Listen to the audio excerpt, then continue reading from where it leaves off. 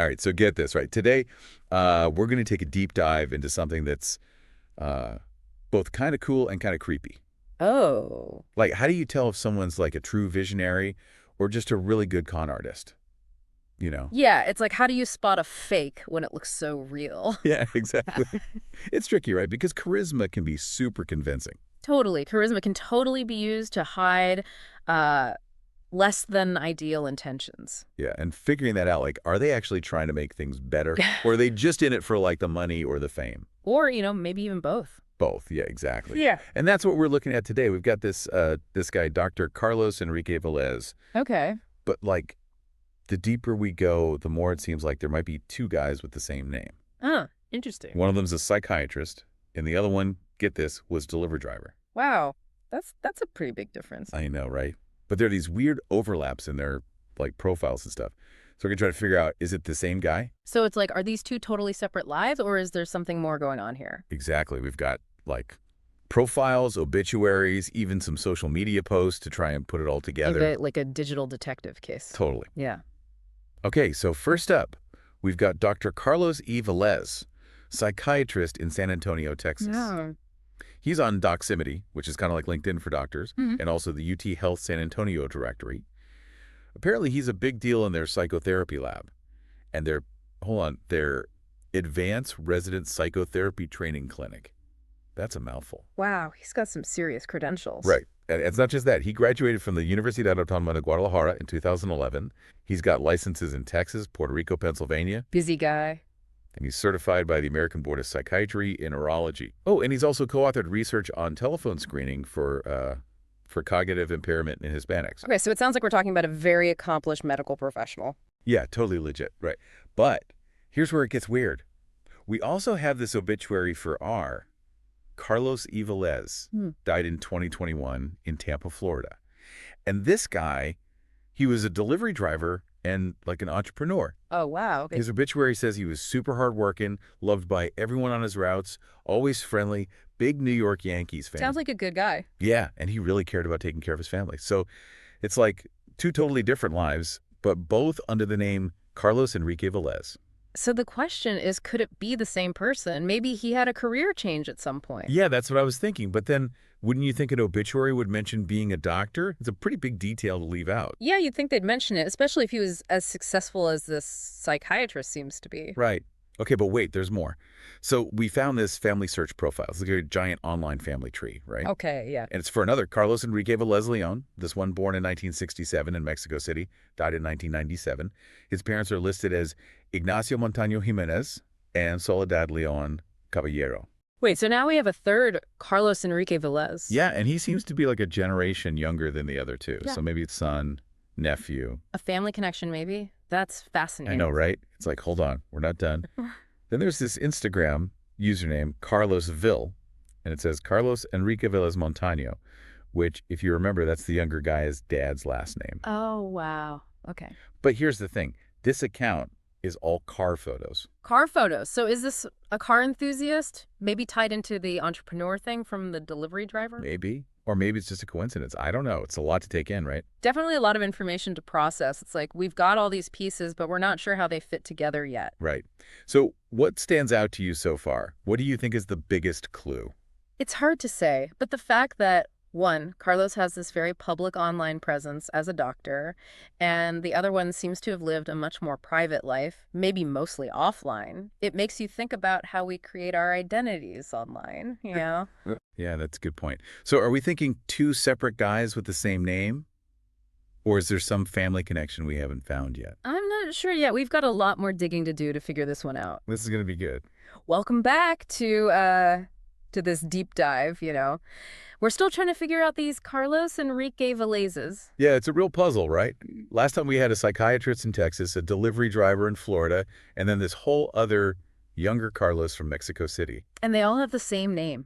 Plus, we can't forget about that Instagram account, Carlos Sixful, all those car photos. Yeah, that's a weird one, right? It's like every time we think we're getting closer to an answer, something else pops up. Exactly. It's like a digital maze. So, how do we even start making sense of all of this? Like, where do we go from here? Well, I think we got to stop just listing everything we know and actually try to analyze it, look for any clues that connect these guys or, maybe show they're actually totally different people. So we got to think about what we already have instead of just trying to find more stuff. Exactly. Let's go back to the psychiatrist, the one in Texas. He graduated med school in 2011, so he would have been like, what, in his 40s? Yeah, that's a little late to be finishing med school, right? It is, but it's not, like, unheard of. People change careers all the time. Yeah, true. Life doesn't always go in a straight line. Right. But here's the thing. His Texas medical license wasn't issued until 2018, Okay. but we found a record of a medical license for a Carlos Enrique Velez in Puerto Rico from 1994. Wait, 1994. Hmm.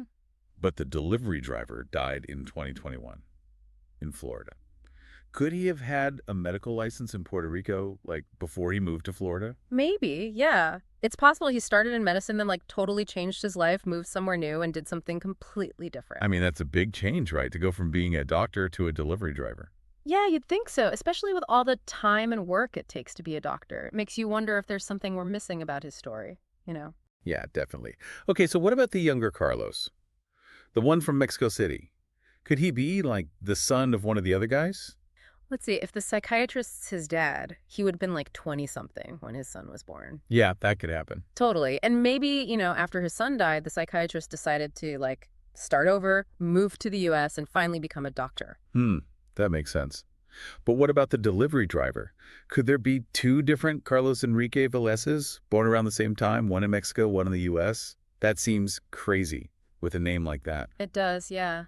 But we can't just ignore it, We don't have all the information. Maybe there's a whole part of the family we don't even know about. Right, okay. Then there's that car guy Instagram, Carlos Xful. It seems connected to the younger Carlos through his dad's last name. Yeah, that's right. So if we say the younger Carlos is the psychiatrist's son, then this Instagram could be like his cousin or his brother even. Okay, I'm starting to see how this could all fit together.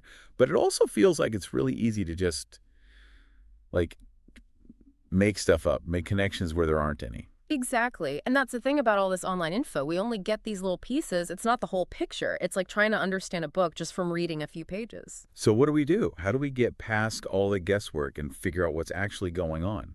I think we need to stop focusing just on online profiles and start looking for real-world connections. Like, instead of these digital clues, we need to see if these guys left any traces in the places they lived and worked. Okay, what do you mean real-world connections? Like, what kind of stuff? Think about property records, business licenses, court documents, anything that tells us about their lives outside of the internet. Like, we could look for property records in Tampa, see if the delivery driver owned any businesses, like his obituary said. So we could see what kind of entrepreneur he was. Exactly. And we could do the same in San Antonio for the psychiatrist. Maybe we'll find a link there. Right. We could also try to find family members or friends, see if they can tell us more about these guys and confirm or deny some of our theories. That's a good idea. Sometimes the best way to solve a puzzle is to just talk to people, right? Totally. Sometimes the most important info comes from people who actually knew these guys, not just what you can find online. This is feeling like a real detective case.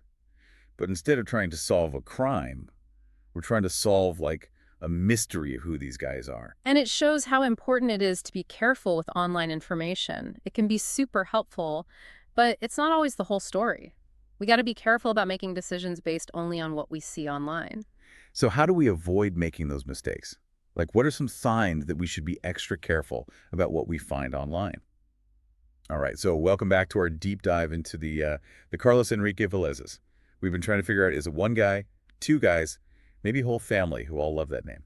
It's been interesting, right? Like, how much you can learn online, but also how that stuff can lead you in the wrong direction. Yeah, we started with a psychiatrist in Texas, then there was the delivery driver in Florida, and then that family search thing and that Instagram with all the cars. Lots of twists and turns. And we're still trying to figure out, are these guys connected somehow, or is it all just a big coincidence? A real mystery, yeah. So have we solved it?